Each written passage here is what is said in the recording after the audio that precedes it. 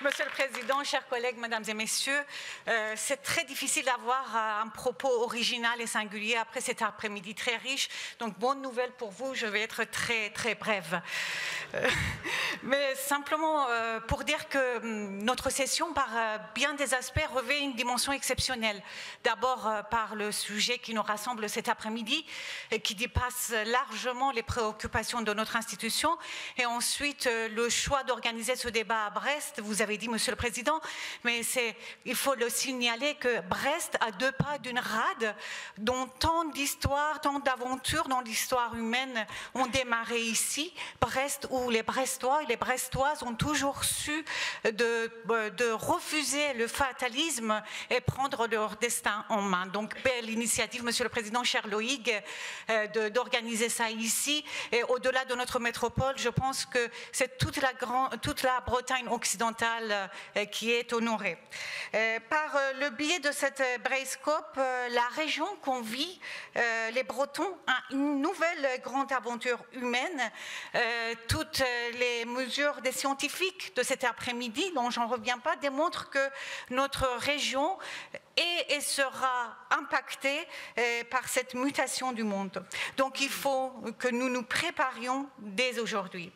C'est un pari sur l'avenir, un pari audacieux dont le succès dépend de la mobilisation de tous et de chacun. Et nous ne l'aurions jamais lancé, cette initiative, sans la ferme conviction que cette démarche est en phase avec ce qu'elle est la Bretagne. D'ailleurs, depuis toujours, les grandes réalisations dans la Bretagne les doivent aussi à ces dirigeants qui ont su de se dépasser leurs différences et s'unir autour de projets fédérateurs et ambitieux.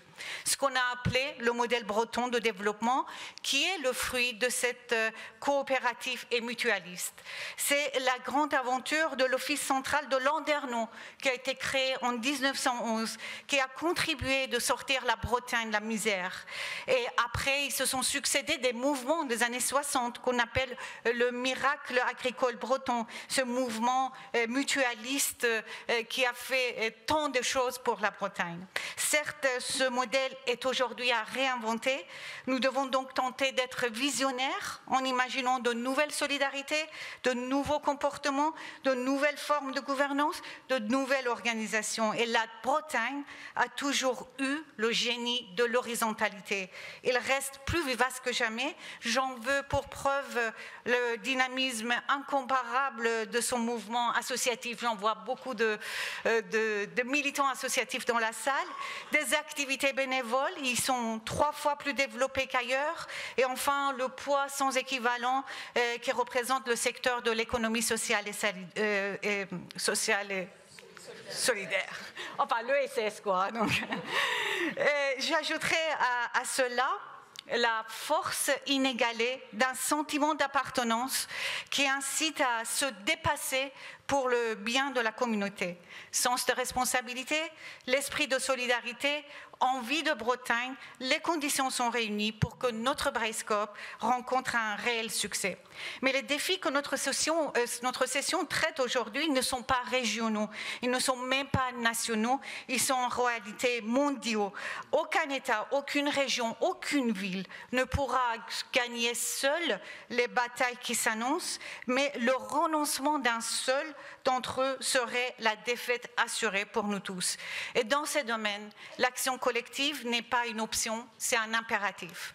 Alors, femmes de gauche, d'origine perse, brestoise et bretonne d'adoption, je n'en doute pas, la Bretagne saura prendre toute sa place dans ce combat crucial. Et j'aurais voulu, comme l'intervenante Madame Lemouzy, de changer mon nom, de bretoniser mon nom, mais il s'avère un peu plus compliqué. Donc, vous allez faire avec. Merci beaucoup.